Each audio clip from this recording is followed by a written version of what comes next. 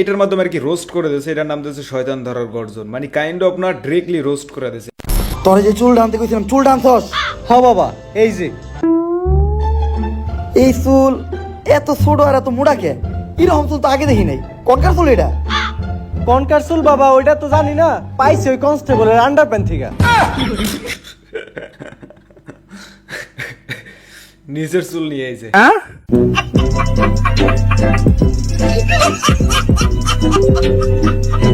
So hey guys, welcome back. I hope কি তোমরা সকলেই ভালো আছো এবং আমি আলহামদুলিল্লাহ। গাইজ আজকের ভিডিওর মূলত কোনো টপিকস নেই, তো কেননা ভাবলাম ওমর অন ফায়ার যেহেতু তার নিউ ফানি ভিডিও আপলোড করে দিয়েছে, তো আজকের মতো এই ভিডিওতে একটা রিয়াকশনস দেওয়া যাক। আমরা যদিও জানি যে তার প্রত্যেকটা ভিডিওতে সে কাউকে না কাউকে ভাষ দিয়ে থাকে, সোজা বাংলা ভাষায় রোস্ট করে থাকে, এবং তার প্রতিটা ভিডিওতে সে অডিয়েন্সের উদ্দেশ্যে কিছু কিছু মেসেজ দেওয়ার চেষ্টা করে, হিডেন মেসেজ, যেগুলো অ্যাকচুয়ালি আমাদের বোঝা দরকার, বাট ওইগুলো সবাই ডিটেক্ট করতে পারে না বা বুঝতে পারে না। তো চলো আমি সেগুলো ডিটেক্ট করে তোমাদের সাথে ডিটেলসে আলোচনা করব এবং কড়া করে একটা রিয়াকশন দিব। যদিও জানি তোমরা ভিডিওটা অলরেডি ম্যাক্সিমামই দেখে ফেলছো, তারপরও আমি বলবো আমার সাথে আরেকবার দেখো, আশা করি তোমরা ভিন্ন ধর্মী একটা স্বাদ পাবা, টেস্ট পাবা। যাই হোক, এখন শুরু করা যাক। তবে ফার্স্ট অফ অল একটা রিকোয়েস্ট থাকবে তোমাদের প্রতি, যারা যারা চ্যানেলটি সাবস্ক্রাইব করো না এখনই সাবস্ক্রাইব করে দাও। 30কে সাবস্ক্রাইবার্স কমপ্লিট হতে আর অল্প কিছু সাবস্ক্রাইবার্স এর দরকার, মাত্র 1500 সামথিং এরকমের। তো আমি বলবো সবাই সাবস্ক্রাইব করে দিও ভাই, প্লিজ। যাই হোক, এখন শুরু করা যাক।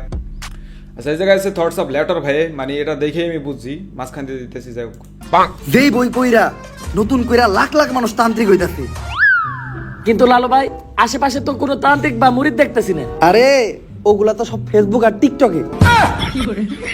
বাবা, সঞ্জনা নামের এক আত্মার আমার ধরতে হইব বাবা। আপনি আমার সফল হওয়ার একটা উপায় দেন। যদি সফল হতে চাও তাহলে আমার লেখা এই বইটি নাও, শয়তান ধরার গর্জন। এই বইটি নেওয়ার সাথে সাথেই তোমার জীবনে থাকবে না কোনো অর্জন।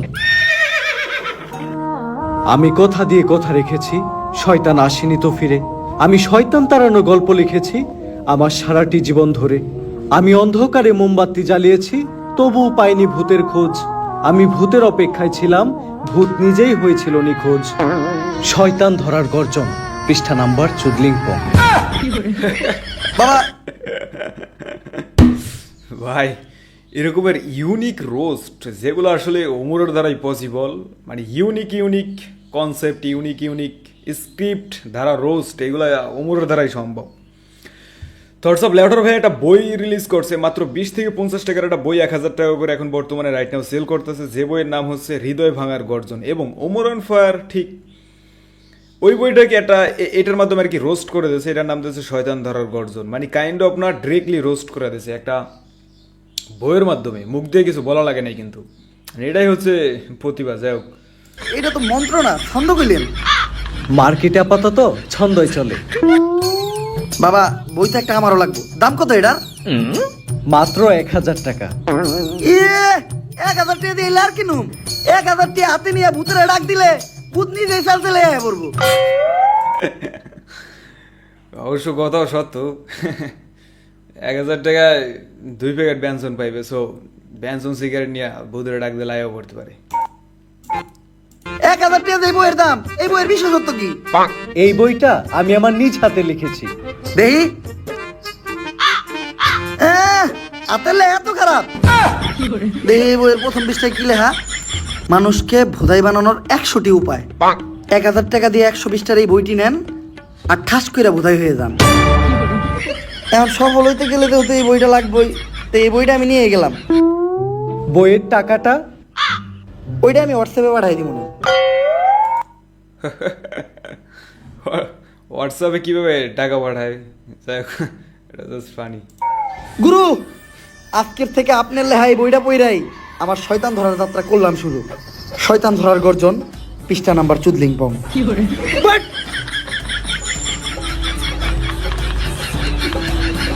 আজকের ভিতরে আমি সঞ্জনারে বন্দি করবো। এর লেগে লাগবো আমার একটা বেলকাটা, 1/2 লিটার কাঁচা দুধ, একটা লেবু, একটা মোমবাতি, আর তো কনস্টেবলের একটা চুল। তোরে যে চুল টানতে কইছিলাম, চুল টানছস? হ বাবা, এই যে এই চুল এত ছোট আর এত মোটা কে? এরকম চুল তো আগে দেখি নাই। কনকার চুল এটা? কনকার চুল বাবা, ওইটা তো জানি না, পাইছি ওই কনস্টেবলের আন্ডারপ্যান্ট থেকে।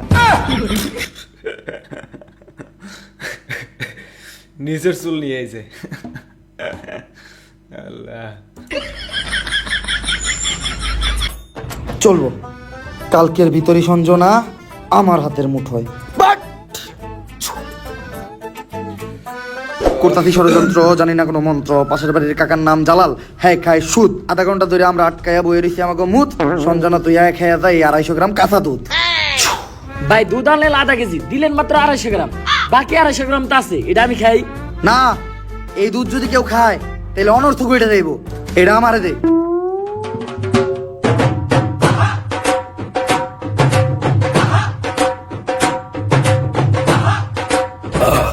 ভাই আপনি না কইলেন এই দুধ কেউ খাইলে অনর্থ করে যাইব গা, তাহলে আপনি খেলেন কে?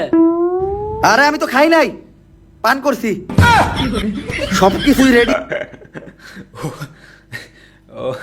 ও খায় নাই, পান করছে।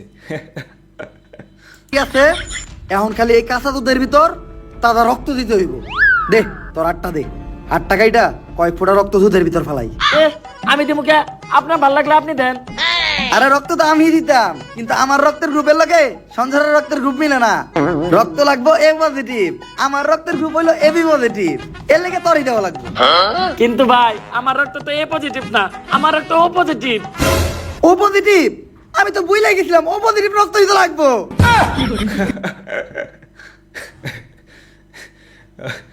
ভাই কিভাবে ওরে ধোকাটা দিছে, কিভাবে ধরাটা দিছে বুঝো। দে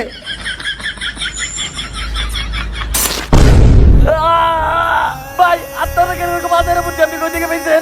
আরে এই বুদ্ধি আমার নিজের মাথার থেকে আইছে, এই ধরনের বুদ্ধি আমার মাথায় ভরপুর। আমার লগে ভন্ডামি করেন না, সত্য করে কোন আপনি।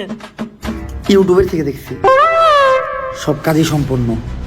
এখন আমি সঞ্জনা রেডাইকা লেবুর ভিতর রাত্তারে বন্দি করবো। যন্তর মন্তর সব কাপজাপ বন্ধ কর, ঝামেলা সব বাদ দিয়ে এই লেবুর ভিতর আইয়া বান কর। যদি এটা না করস সঞ্জনা তোর নানিরে খালি কর।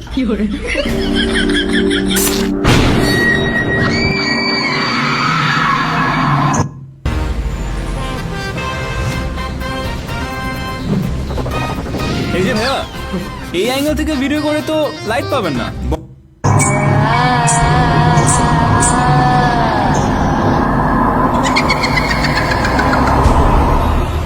ভাই ভাই বাপ কাছে ভূত।